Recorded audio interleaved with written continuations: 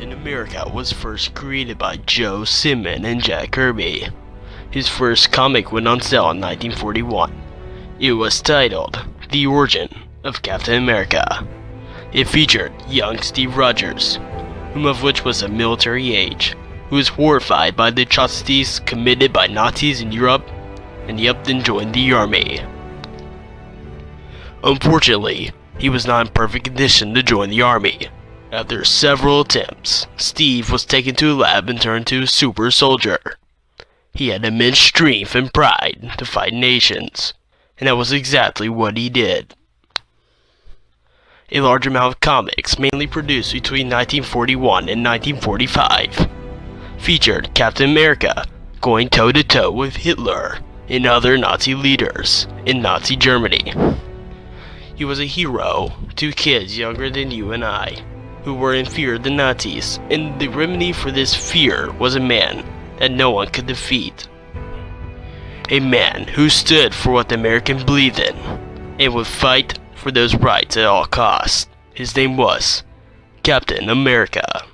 In this unique case, comic book heroes are an important breed of American heroes that encourage the younger American culture and population to perform their own heroic acts for the good of their country, like joining the military to become a true Captain America.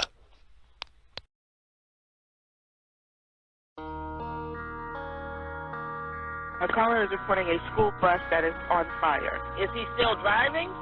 Yeah, he was still driving and it was on fire. He didn't know it was on fire. When he went by me, bang, he was still going. He was smoking.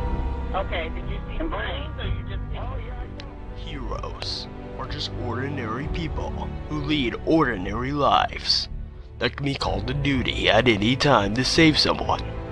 Much like Christina Berman, who was doing volunteer work as a bus driver for Discovery Academy in Florida.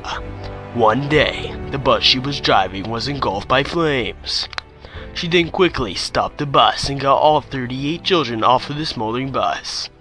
She risked her life by running into a flaming bus.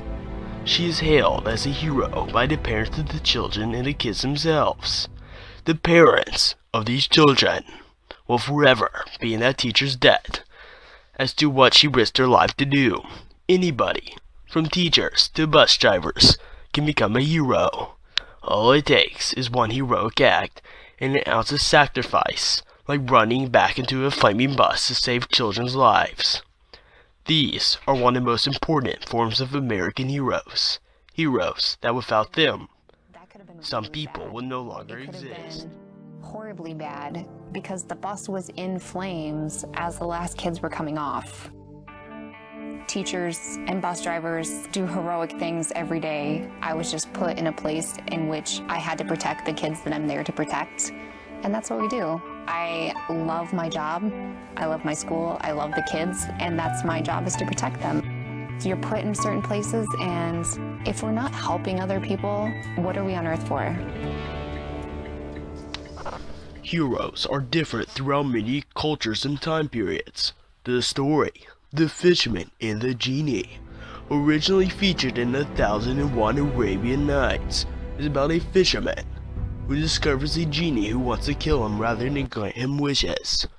The fisherman works to change the genie's ways by telling him a story of trust, wisdom, and knowledge. Heroes in classical literature, such as the various characters in 1001 Arabian Nights stories, are often pictured as wise and trustworthy people. There is often a lesson that is told, and character has changed his or her ways by the end of the story.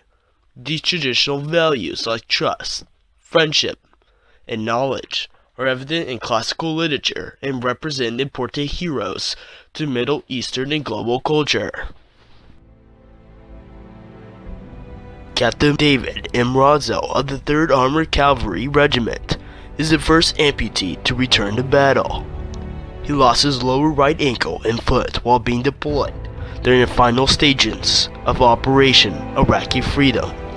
Captain David ran over an anti-tank mine with his Humvee while on patrol. The explosion destroyed the Humvee and removed his lower right leg. Despite his major loss, Captain David was eager to get back and fight for his country.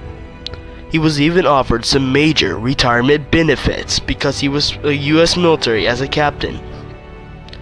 But he said that when I took the oath of office, I knew I was going to spend my life in the military. Captain David is an example of a true war hero. Someone who goes above and beyond the call of duty for his country. Despite his disability, he proved himself of use in patriotism and jumped right back into the military to serve for his country. Captain David's epic heroism shows that our society, not just as Americans, but as humans, praise men and women like David for risking their life for his country despite their disabilities.